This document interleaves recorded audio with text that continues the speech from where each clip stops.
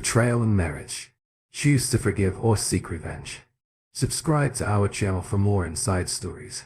Sitting at my desk, I started reflecting on the 30 years since Sophia and I got married, rewinding the memories to our honeymoon and all those wonderful moments that stand out in my life. Remembering that time in Hawaii with Sophia fills me with nostalgia and gratitude. It was truly amazing. A captivating chapter that I've always cherished, right from the beginning. It felt like we entered a magical world, leaving behind the everyday hustle and finding a peace that's hard to describe. Walking along Waikiki Beach with the sand between our toes and the sound of the waves whispering secrets. We were surrounded by beauty. The air was filled with the sweet scent of plum-aye, a constant reminder of the love and tranquility enveloping us. But it wasn't just the stunning views that made our honeymoon unforgettable. It was the moments we shared. Exploring lush jungles and discovering hidden waterfalls felt like encountering treasures of Mother Nature. Standing together, we were in awe of the beauty and power surrounding us. Our cliffside retreat in Maui was breathtaking, with views that seemed to go on forever. Every sunset painted the sky with vibrant colors and, holding each other close, we felt overwhelmed with love and devotion. Evenings were like a romantic melody, with candlelit dinners on the beach under a starry sky, enjoying fresh seafood and local delicacies. But what truly made it magical was seeing the love shining in Sophia's eyes. Hawaii wasn't just a destination for us. It became the heart of our love story, filled with moments and dreams we shared. Looking back on our honeymoon, I'm reminded of the beauty and depth of our relationship, reigniting our love and strengthening our bond and giving us moments of pure happiness and peace. I hold on to these memories from our time in that lover's paradise with immense gratitude in my heart. 30 years later, deep in thought, my secretary walked in and found me staring out the window. "Robert, what's making you so happy lately?" "Win the lottery," she joked. It hit me that I'd been smiling and content for 2 weeks. I shared that my wife had been especially loving and attentive, making me feel valued and loved again after years. It felt like a second honeymoon and I couldn't wait to spend more time with her, acting like a teenager in love. I didn't want this happiness to end. Sophia and I have a solid marriage, but after 30 years excitement can fade into routine. Yet Sophia had been unusually affectionate, seeking intimacy almost every night and bringing back aspects of our relationship we hadn't explored in years. I never suspected her affections meant anything beyond rekindling our marriage. I planned a surprise, romantic evening, leaving work early with a smile. I got a dozen roses, her favorite wine and chocolate-covered cherries. Tonight I'll show my love and surprise her with a 7-night cruise celebrating our enduring love. Entering the house through the garage, I went up the kitchen steps instead of finding my wife. Sophia, our 29-year-old daughter, Emily, sat at the table. I smiled, kissed her forehead and asked, "Hey baby, where's your mom?" 2 weeks earlier, Emily had a conversation with her mother. "Mom, I'm not sure about this. I love Dad very much and I'm afraid that if I go through with this I'll hurt him." "Emily, Dad loves you and he will understand you. Yourself said that you need something more than what you've had before. And Dad is not getting any younger. I know he will understand your needs and allow you to have this one-time pleasure." "Mom, there's no way I can face Dad and tell him I'm going on a date with another man. I just can't do it." "Then let me do it. David will be waiting for you at the restaurant at 7 in the evening. You'll be ready to leave by 600. When Dad gets home, I'll explain everything to him and you'll get the experience you crave." "Honey, I agreed to this date, but I have doubts. This feels wrong and I shouldn't go. How will I be able to look your father in the eye for the next 2 weeks knowing that I agreed to go on a date with another man?" "Well, I suggest you don't tell him anything. Show him how much you love him during these 2 weeks. Let him know he has nothing to worry about. And when I explain everything, he'll understand. It's not about love, just new friendships, a little fun. Reach out to him, rock his world. And when I explain the situation that evening, he'll welcome you back with open arms. Dad loves you and is ready to do anything for you. He always gave you what you wanted, showing his love for you." "Probably yes. Maybe you're right. It's just one date and it doesn't mean I'm leaving your father for another man. Having a fun night out 30 years later shouldn't be a problem." I'm going to show your dad how wonderful he is and how much I love him every night. Until date night. And then, when I get back, I'll try to make him the happiest man in the world. Mom, just make him feel loved and appreciated. He's a great guy and will give you this one-of-a-kind experience. Now I have to get home to cook dinner for Michael. Thanks, baby. And say hi to Michael. When will you two give us grandchildren soon? We've already talked and planned to start working on it in a few months. Emily said before heading home. Sophia found herself alone in the art studio Robert had built for her behind their house. Facing his latest project lately, she struggled with creativity, burdened by thoughts of being with another man. However, the wise advice echoed in her mind and suddenly her brushes danced on the canvas, breathing life into vibrant colors and emotive landscapes. Confident she was doing right by herself, Sophia sat in solitude, feeling peace wash over her guilt.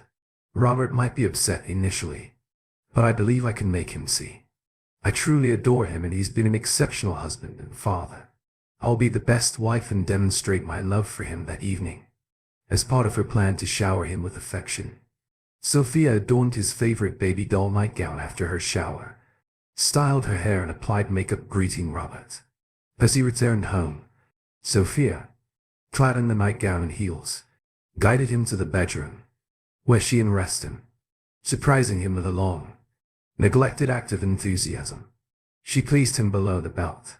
His smile filled her with warmth and happiness, prompting her to wonder why she hadn't done this sooner. Robert, this was the best welcome home in a long time. What's the occasion? Honey, I just wanted to show you how special you are and how much I love you. Did you enjoy it? I did. It's been so long that I forgot how much I missed it. I felt pleased, drawing him onto the bed. They shared passionate kisses for minutes. It was the most fulfilling intimacy they had experienced in years, leading Sophia to reconsider her date with David. Over the following weeks, their intimacy reached new heights and Robert transformed into a happier man. Smiling, laughing and displaying affection as before, Sophia found herself happier than she had been in a while and began to reconsider her plans for the date night. She even discussed the positive changes with Emily, questioning if she still needed the planned experience. Mom, this is fantastic, but don't rush to cancel yet. Let's see how the next 2 weeks unfold. Just enjoy each other and see where it goes. There's no need to cancel just yet. We'll reassess in the weeks and you can always cancel last minute. I'm sure David will understand. But remember, this opportunity may not come again. All right. Maybe you're right. Remind me about David's situation. I know he's your friend's father, but tell me more about him. Sure thing, Mom. When his wife, Mary, was diagnosed with an inoperable brain tumor, he took time off work and stayed by her side until her passing. She was the love of his life and after her death he was lost. He became depressed and withdrew from everything except work. When Mary and I suggested he start dating, he confessed he didn't know how to be with anyone else. Listening to him made me tear up and I realized I might have a solution for both of you. Emily proceeded to tell her mother about David's deep admiration for her and how he longed for companionship. She described their conversation and David's eagerness to meet Sophia. So you see, Mom, he thinks you're beautiful and would love to spend time with you. I'll give him your number and you two can arrange a date. He's about 10 years younger than you and I know you'll hit it off. He just needs someone to communicate with and befriend. And I believe you can help each other. The next day, David called Sophia. After a wonderful conversation, he invited her to become his companion and spend the night with him. When he complimented her beauty in the photo and expressed how wonderful it would be for her to go on a date with him, she felt like a schoolgirl. The excitement of doing something so different and his flirting made her feel butterflies in her stomach.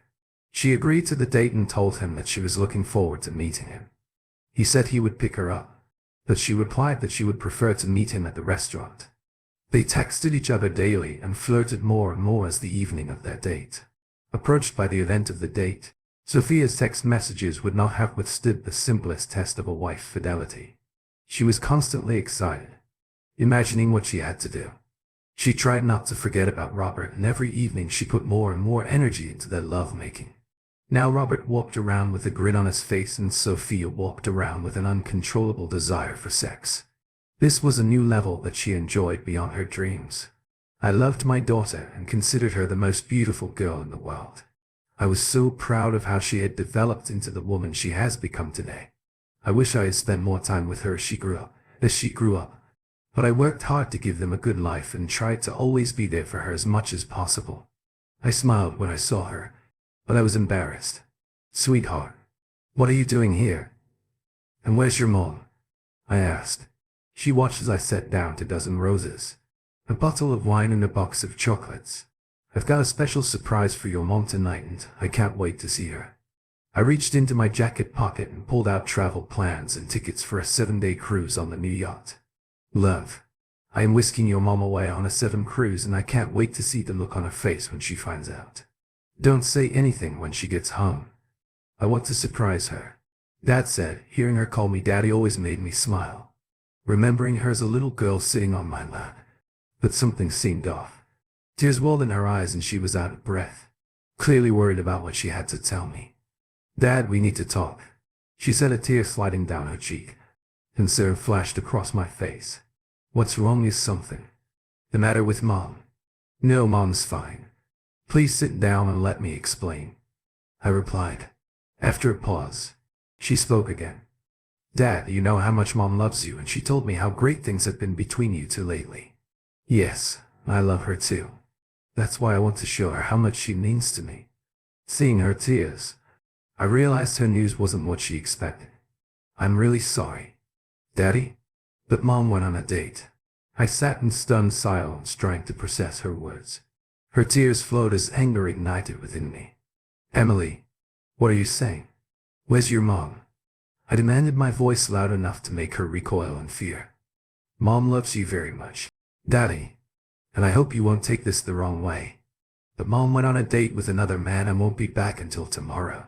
She couldn't tell you herself. So I volunteered to break it to you because she didn't want to hurt you. It's just one night and she'll be back tomorrow. Is this some kind of joke? I can't believe this. Your mother would never do anything to betray me like this. We were so close and loving. This can't be real. Dad, she loves you. She just needed something more in life. At least once. After 30 years of marriage, nothing's changing between you two. Except she might love you even more. For understanding. I stared at my daughter Emily. Why are you involved in this? Your mom shouldn't have dragged you into it. And I should be talking to her. Not you. How did she get you into all this? Dad, Mom and I have always been close and we tell each other everything, she said. Things had slowed down between you two in the bedroom and she no longer felt desired. My friend's dad lost his wife a few years ago and he also needed companionship. So I sort of introduced them. I stood up abruptly, knocking over my chair. What on earth, are you serious? You set your mom up on a date with another man. Is that what you're telling me? Lowering her head and staring at the floor, she stayed silent. Meanwhile, I paced back and forth in the kitchen trying to grasp the situation. Damn it. Emily, answer me, I yelled, towering over her. Did you set this up? Is my wife, your mother, on a date with your friend's dad? Because of you. At my angry outburst, saliva flew out of my mouth. I'm really sorry, Daddy. But yes, it sounds bad when you say it like that. But I did it out of love for my friend's parents. Holy hell. What have you done? Love for your friend's parents. What about your love for me? Am I just some trash you can disregard and expect me to accept whatever you come up with? Where is she now? And why did you say she won't be back until tomorrow? Dad, they went to a restaurant, I don't know which one. And then they're spending the night together just this once. She'll be back tomorrow and… Daddy, she loves only you. She's been telling me for the past 2 weeks how much she loves you and doesn't want you to get hurt. It's just one date and one night. She thought you'd understand and give her this one chance. So is that it? I believed her newfound affection over the last 2 weeks was genuine.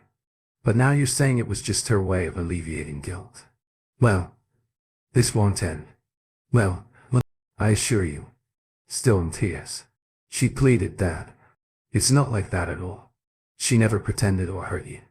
On the contrary, She did everything possible to show you she loved you. Daddy? Yeah. Can't you give her one night? You know she loves you and can't imagine life without you. She mentioned how she looked forward to your retirement and spending time with your grandchildren. Michael and I plan to have kids and we need both of you. Well, isn't that ironic?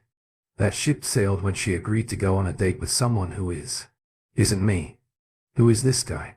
He's my friend Mary's dad. And he's really nice. You'll like him. Daddy, I think you have a lot in common. Oh sure, we could be best pals. So you think I could befriend a man who knowingly dates a married woman? My wife.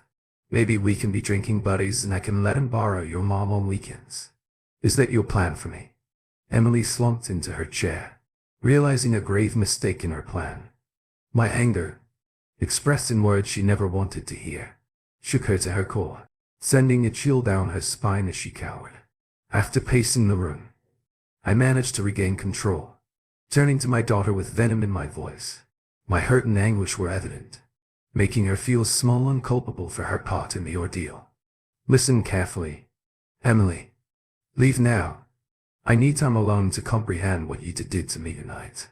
I don't want to see or hear from you, no calls. No messages ever. Your betrayal is unforgivable. You are dead to me. Understand? I'm no longer your father and you're no longer my daughter. Get out of my house and never speak to me again. Emily wept openly, her head in her hands. Dad, please don't say that I love you and I want to stay here tonight. Mom and I planned for me to stay with you. We don't want you to be alone. The disrespect you've shown makes me question if you ever truly respected or loved me as your father. You're your mother's daughter. I worked tirelessly all these years to provide for you both. And this is the thanks I get. Turns out I'm just a meal ticket, never earning respect from either of you. Amid tears and sobs, she pleaded, Dad, I love you. Please reconsider. Let Mom explain everything tomorrow. You've had 30 wonderful years together. I know you love her. Give her this one thing and she won't leave you. Daddy, she loves you. She can have whatever she wants, but she'll never have me again. Forgiveness is beyond me. Everyone involved will face consequences, including the man who took my wife. Now go. You've shown your true colors. You still have your mother. Nothing changes for you too. Emily, you're no longer my daughter. Leave. With tears streaming down her face, she fled the house in agony, a pain she had never known. She never imagined her father's reaction would be so severe had he truly disowned her. For the first time she realized she may have crossed the line in helping her mom with this scheme. She knew he loved them both, but his fury was clear and she prayed for his forgiveness. Right after Emily left, I dialed Sophia's cell, but it went straight to voicemail. I left after multiple messages pleading for her to call back and come home. When my calls went unanswered, even after a few drinks, I resorted to texting her the same plea. Still no response. By 2 a.m. it dawned on me she wasn't coming back or answering my calls. Exhausted from self-pity, I stared blankly at the TV, bombarded with more bleak news, my world transforming into a nightmare. Instantly reflecting on our 30-year marriage, the highs be our wise milestones, the once frequent intimacy now replaced by routine. I felt the pang of loss, though our sex life had become predictable. There were no complaints, and post-coitus we always embraced, drifting off in each other's arms. Daily we exchanged I love yous, rarely argued, yet now it seemed those words held little significance. Peering out the art studio I built for Sophia, a sanctuary where she poured her creativity for the decades, I realized it held more importance than I did. This happened when I was in the first or second year of junior high school. I think I was about 13 years old. I grew up in the countryside. Proud of her achievements, I felt relegated to the sidelines. Her happiness mattered most to me. The talk with Emily hit me like a ton of bricks. Learning she wanted to be with another man blindsided me. No warning at all. Despite years of hard work to support my family, I failed to notice she wasn't happy with our marriage. It stung to know she shared this with Emily, instead of talking to me, fueling my anger and humiliation. Reflecting on my life, home and future, I I remembered the house and property I inherited from my grandfather solely in my name before our marriage. No mortgage made me think. Fueled by alcohol and fury, I plotted ways to hurt Sophia, like she hurt me. Staring out at her studio, a surge of strength washed over me, perhaps from alcohol or the pain of betrayal. With renewed vigor, I sprang into action. I made countless trips to our bedroom, gathering all of her belongings and relocating them to the studio. Shoes, clothes, jewelry all piled in the center. I then gathered photo albums, including our wedding pictures, placing them atop the heap. Remembering items in the attic, I retrieved her wedding dress, baby clothes, and more, adding to the growing mound. It amazed me how much she amassed over the years. I removed her pictures from the walls and added them to the pile of sculptures, sketches, all her cherished possessions, now part of the ever-expanding heap. It was already 5 a.m. and I felt tense. I decided to wait until 6 a.m. before taking action, giving her a chance to return or respond to my calls and messages. If I didn't get back or she wasn't home, I'd proceed with my plan. I double-checked the house, ensuring everything important to her was in the studio at 5:30. I fetched a 20L gasoline can from the garage and headed to the studio, preparing for 6 a.m. In the meantime, I went online, canceled our joint credit cards, transferred money to our accounts, withdrew cash from the safe and packed a few suitcases, loading them into my truck. I planned to stay away until the lawyer sorted things out, giving her another 5 minutes to return at 6:05. With my last hope fading, I poured gasoline over the pile and along the studio walls. After a deep sigh and brief hesitation, I lit a match, igniting her belongings. The fire spread fast, visible from the street. Before I could escape, her world burned, swiftly driving along the highway. A profound realization hit me, accentuated by my distraught state. Overwhelmed by sorrow, tears flowed. It dawned on me that my once happy marriage had met the same fate as the studio consumed by flames. Unexpectedly, the fire spread to the back porch, endangering the house. Thankfully, firefighters contained the blaze, saving the house from complete destruction. However, it suffered significant smoke damage and required repairs before it could be lived in again. Meanwhile, I checked into a highway motel 90 miles away from the charred remnants of my marriage, paying in cash to avoid detection. Exhausted and overwhelmed, I turned off my phone and collapsed into bed, falling into a deep sleep until noon. Upon waking, I found dozens of missed calls and texts from Emily, Sophia, and the sheriff. After exiting the Uber, I met David at the restaurant, feeling both nervous and excited to see the handsome young man waiting for me at the reception desk. He smiled upon seeing me, appreciating my little black dress, black sheer tights and matching high heels. His gaze lingered on my exposed cleavage, accentuated by my black bra. Earlier in the day, I had spent several hours at the salon to ensure my hair and makeup were perfect. I wanted this one occasion to be thrilling, unforgettable, and flawless for him. My companion seemed pleased with what he saw in the way he adjusted. His growing manhood underscored his reaction. Feeling more confident, as I realized he liked what he saw, I greeted him with a tender kiss. We started at the bar, sitting on bar stools, and when I stood up, I noticed his gaze on my nylon-covered legs down to my panties. We exchanged smiles as he ordered our drinks, deciding to switch off my phone to avoid any interruptions. I was aware that this night was a one-time event and resolved to savor every moment. There was undeniable chemistry between us and we conversed as if we were old friends. Finding myself touching his arm and flirting actions I seldom did with anyone, including Robert, I was determined to unleash my inner confidence and relish the experience. After finishing our second glass, the gracious hostess informed us that our table was ready and escorted us to our seats. The dinner was delightful and I enjoyed our conversation and time together. When he inquired if I still wanted to spend the night with him, I removed my heels and teasingly placed my foot between his legs. His smile widened upon noticing my red toenails peeking through the sheer nylon covering my foot, and he suggested it was time to depart. Holding hands, he led me to his pre-booked hotel room. As the elevator doors opened on the 14th floor, The reality of what I was about to do hit me, and fleeting thoughts of Robert crossed my mind. Sensing my hesitation, David pulled me close to his sturdy frame. Meeting his gaze, he bestowed upon me a romantic kiss, unlike any I had experienced before. In that moment, all thoughts of my husband and marriage faded away. Tonight, I belonged to him, ready to embrace and rattle in this experience. Once in the room, he wasted no time in unzipping my dress. When it dropped to the floor, he shed his own clothes and stood before me, spinning me around. He praised my appearance and removed my bra before laying me on the bed.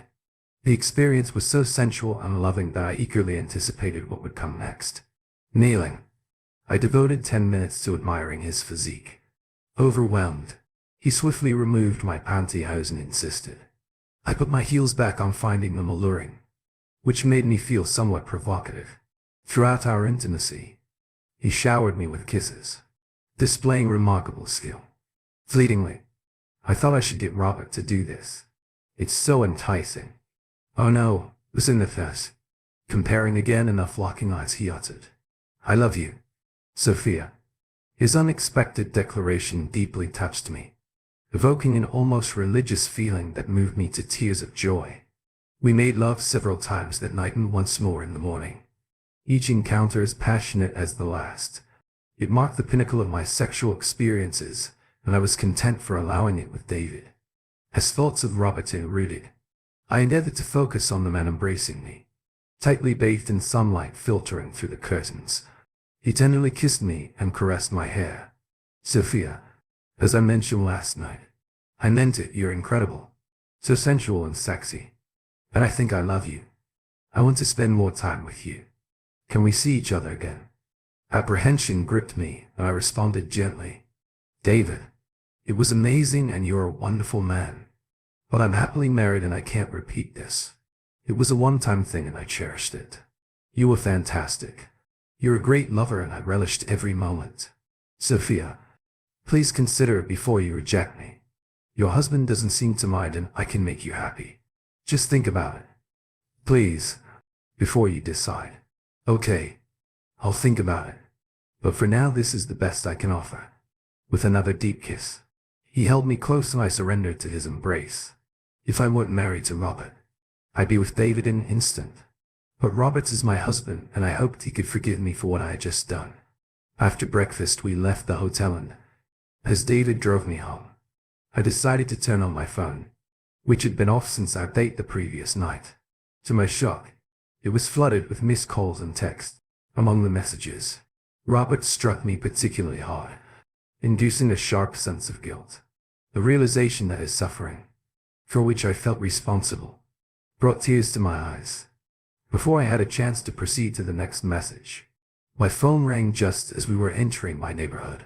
It was my child urgently inquiring about my whereabouts. I reassured them, saying I was nearly home, only to be informed of a fire at our house.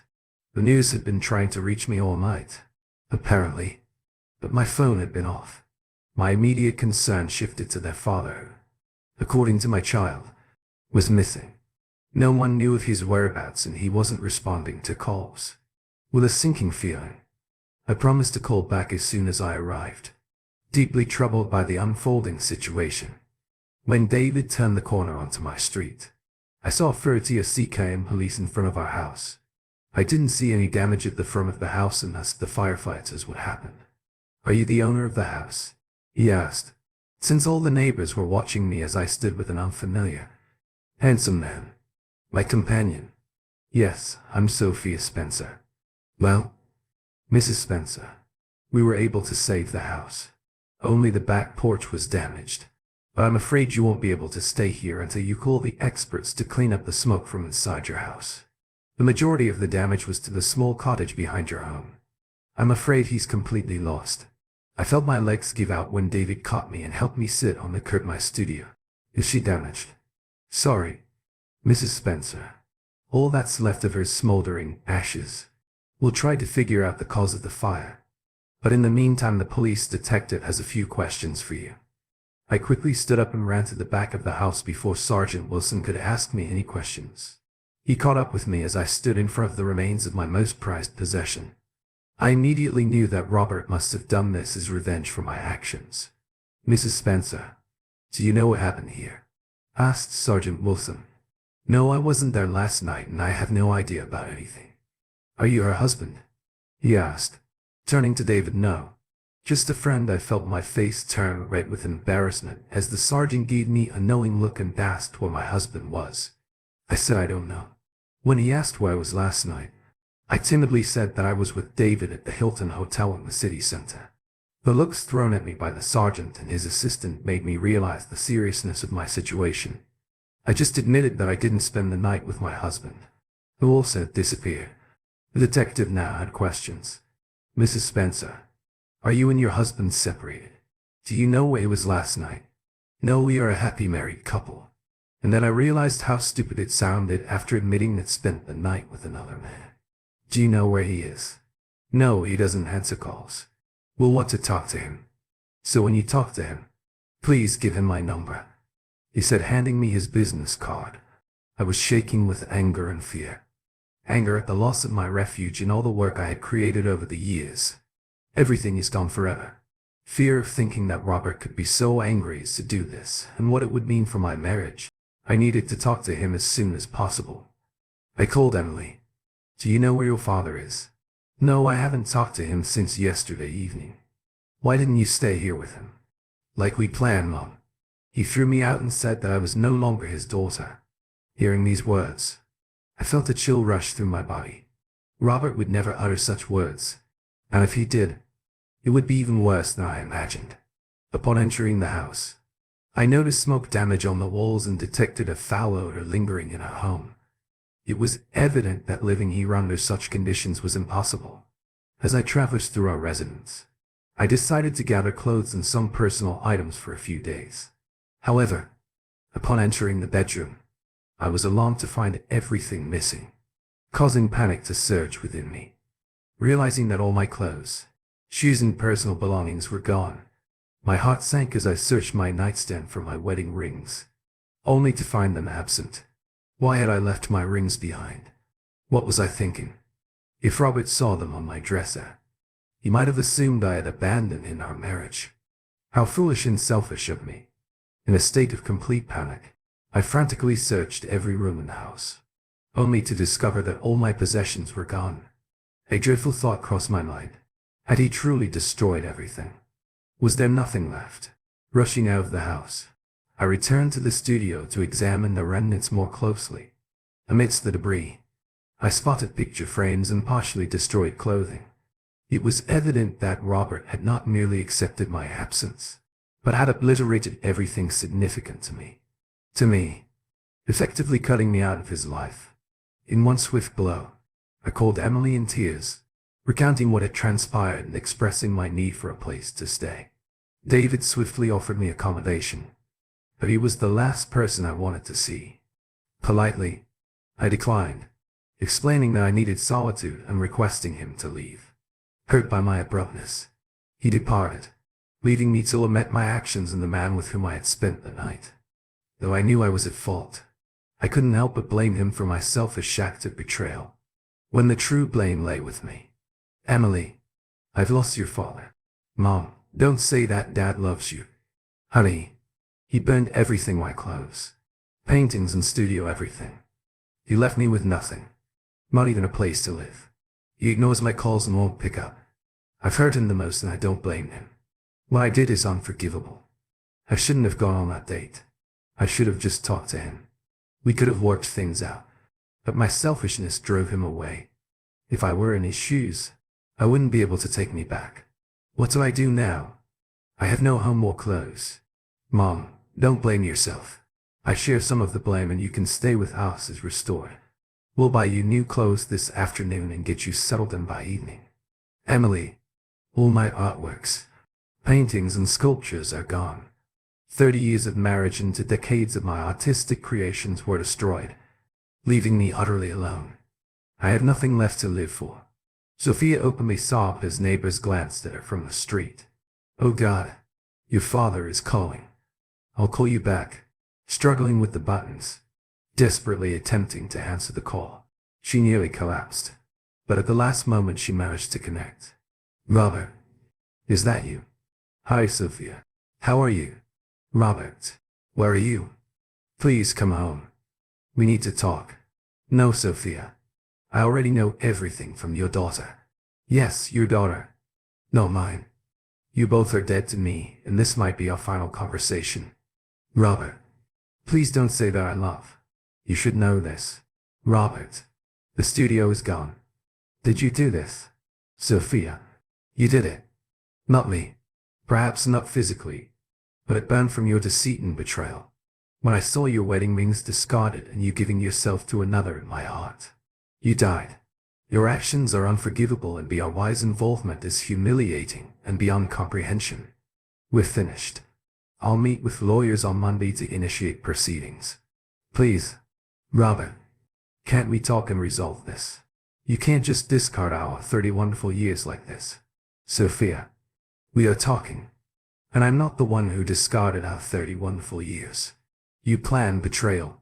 Showered me with 2 weeks of affection to alleviate your guilt, and then betrayed me with your daughter's assistance. There's no person on this earth who could accept or forgive such treachery and betrayal.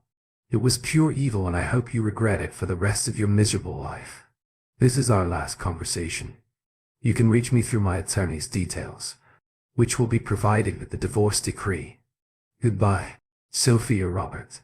No, wait. Robert. Robert was gone, and so was the world I cherished. Emily arrived just as I was on the phone calling Robert, who had already hung up. We embraced each other, crying over our loss. Finally, we realized we couldn't stay in the wreckage of my home while the fire and police did their investigation. So we headed to BRY's house. Upon arrival, she briefed Michael on everything, shocking him with the details. Emily tried to explain it all, but when Michael discovered his wife had arranged a date for her friend's father with her own mother, he was both appalled and furious, his anger flaring. Emily, you set up a date for your mom with another man, knowing Dad would be left alone. You should have known he'd never accept that. What kind of man lets his wife go on a date with someone else? Is this what you plan to do when we're older? Will you willingly betray me, like Mom did to Dad? He was such a great guy, and you and Mom were his whole world. What have you done? Emily, let me tell you, ruined a good man and forced him into doing unimaginable things. I can't express how disappointed I am in you. Emily, I'll reach out to him and apologize for your foolishness. Once this is all over, you and I need to talk about our future together. Having kids with you is on hold. Until I figure out where you stand, I'll be straight with you. I don't share your values, and I won't stand for this kind of betrayal. His anger shocked her, surprised by his lack of understanding for her mother's situation. It was just one day after 30 years of marriage, for heaven's sake. So what later she realized.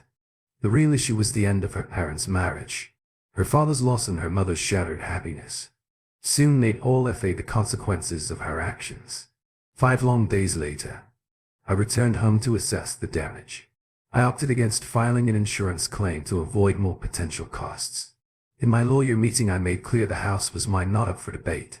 Sophia could have half our savings but no child support.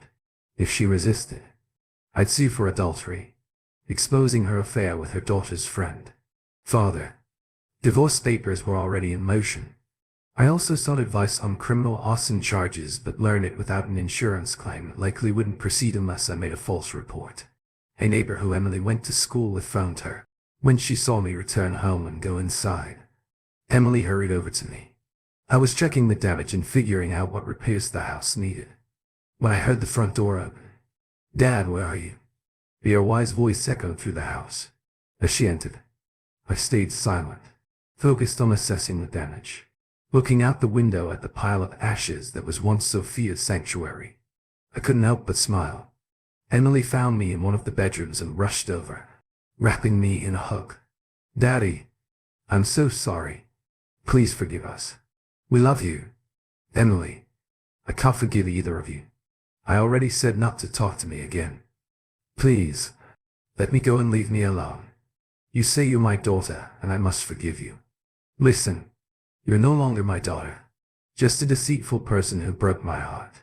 Now leave me alone. Dad, Mom needs you. She's living with us and misses you terribly. She cries all the time and wants to apologize to you for her mistake. Can you come to our house and see her? Never. When she went on that date and stayed with another man, our marriage ended. She even left her wedding rings behind, sealing the end of our marriage. It's done and I won't speak to her again. Both of you can reach me through my lawyer. I'll get a new phone and number today. But for now you should go and be with your cheating mother. Are you really willing to throw away 30 years of happiness with Mom? No, not me. Your mother threw away those 30 years as soon as she took off her rings and went to her lover. It was you and your mother who destroyed my 30 years of happiness. And for that I'll never forgive or forget. Now get out of my house for the second time. Emily ran out of her childhood home in tears. Her dad's words declaring she was no longer his daughter were devastating. Even years of therapy couldn't erase the pain of his words. The following day, Sophia received divorce papers and crumpled. Realizing her affair ended her marriage, she tried to reason, went to counseling, attempted to speak with Robert, but all efforts were fruitless. He cut off contact with her and Emily. Michael eventually reached Robert expressing anger and disappointment over their actions. He reconsidered having kids due to be a wise disloyalty and is currently in couples counseling to save their marriage. Sophia hoped to return home after Robert rebuilt it, but the divorce stated it's his. She received half their savings and €3 monthly child support for 10 years, though he refused to pay. Now she must find work. After 30 years of relying on Robert, she moved from her daughter's place to a small apartment near the city center, working at an art gallery to get by. Sophia's artistic freedom was suddenly at risk. She won't spend all her time in Robert's lovely studio anymore, nor can she sit in front of her art projects, enjoying the lake view from the big windows her husband gifted her. Soon, work will consume her, leaving no free time to reclaim her old life. All her free time vanished, along with luxury and marital bliss, all for one reckless night with another man.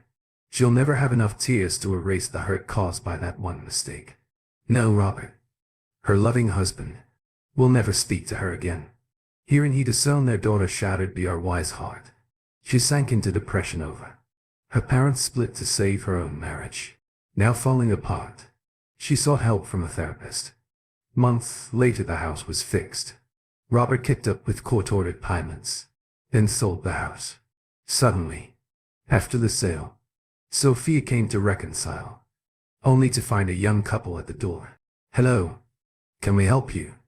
The woman asked. "I'm looking for Robert Spencer. Is he here?" "No, he sold us this house and left for a new life. He was so kind." "Are you Sophia?" "Yes, that's me. He left an envelope for me." "I suppose indeed. I'll read it later. Goodbye and enjoy your new home," Sophia said, tears streaming, realizing she'd never see Robert again. Regretting the love she carelessly lost back in her lonely apartment, she opened the letter with trembling hands. "Sophia, 3 decades in, to think I could have spent that time more productively. Like watching paint dry or counting the blades of grass in our lawn. It's hilarious really how I once thought I couldn't be the husband you needed. Clearly what you needed was a circus, not a partner. Considering your antics, you wanted more. Well, congratulations on finally finding it outside our marriage. Bravo. Those 2 weeks you played the doting wife again should have known. It was just the calm before the storm. A prelude to your grand betrayal. Oh, I was duped. Thoroughly calmed by your Oscar-worthy performance here. I was planning a special night to celebrate us, while you were out celebrating you with someone else. You didn't just break us, Sophia. You nuked us from orbit. So I've done us both a favor and disappeared. That's right. I've left the circus to the clowns and moved on to greener pastures. Don't bother trying to find me. I'm buried under layers of new cities and faces that don't include yours or our daughters starting over. You bet this time in a drama-free zone. And as for our home, consider just another casualty in your war of selfishness. Sold it. Maybe the new owners can cleanse it of the stench of betrayal. You want closure? Consider this. Letter 8. Wrap it up. Tie it with a bow and shove it in the back of that closet. You keep all your other ill-advised decisions. Here's to your new beginnings, Sophia. May they be as fleeting as your loyalty. Farewell well from the man who once loved you, J.S. She thought she was out of tears. But after she read his note, she couldn't stop crying all night, hugging her niece tightly. The thrill and memories of the wonderful times with David faded, now overtaken by regret and sorrow. Now at 52 and by herself, she realized her days ahead without Robert looked grim. She traded her lavish lifestyle for a moment of reckless pleasure. Robert confronted David late at night, just as he was about to leave for his new place in Ecuador. When the door swung open, Robert barged in and revealed he was the husband of the woman David took from him. David tried to justify that he believed Sophia was okay with it and would have gone after her otherwise, but it was all in vain. Robert wouldn't hear any of it. The fury, wrath and suffering he'd been bearing for months were all unleashed on the man in front of him. The encounter was brief, as Robert resorted to using a crowbar. Within seconds, David's life was altered drastically. Before Robert headed to his waiting Uber to catch a flight out of the country, he left David with a warning about the dangers of getting involved with a married woman. By the time David got to the emergency room and reported the assault, Robert was already settling into his beachfront apartment in Miami. He had to start anew without his past burdens and family. It took detectives 2 weeks to learn that Robert had left the country, and they realized they couldn't pursue him unless he came back, even if they located him. Ecuador doesn't extradite for assault charges. David endured a painful 2 weeks in the hospital and months of physical therapy to get back on his feet with new knees. Sadly, the 25 stitches across his face would always remind him of that night and the married woman. Unsure of his future, he knew his old life was gone because of the 2 women who persuaded him to steal another man's wife. He never again contacted Sophia or Emily Br's husband. Michael nearly left her because of what happened. But a psychologist helped Emily see the error of her ways, and she vowed to stay true to Michael and their future family. Michael waited 2 years before deciding to have kids, needing to be sure his wife wouldn't deceive him like she did her own father. Keeping his promise and her guilt in mind, Robert cut off all ties with Emily. By her actions, she permanently lost her father's affection. When Sophia and Emily found out about David's assault, they were heartbroken and felt guilty for their role in the violence, adding to the remorse and suffering they already caused Robert in the breakup of their family. This was yet another sign that their choices had consequences they hadn't imagined.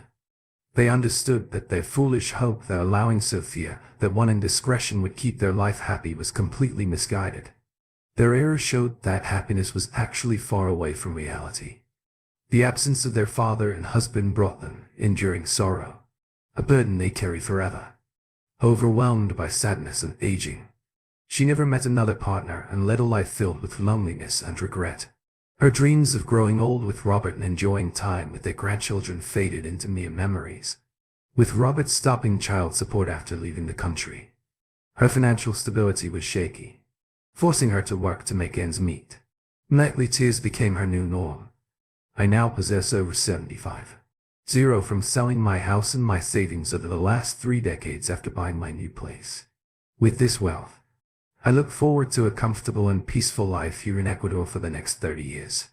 The local young, attractive women appreciate a generous American, and I relish their company. Half a year following that dreadful night sitting on the beach across from my new home in Porto Lopez with a chilled beer, I realized that divorce is part of life. It's fine to part ways. It's fine to be on your own. What's not fine is staying where you're not respected or cherished. I'll make sure I don't find myself in that situation again. If you enjoy this kind of family revelation, don't forget to subscribe to our channel for more plots.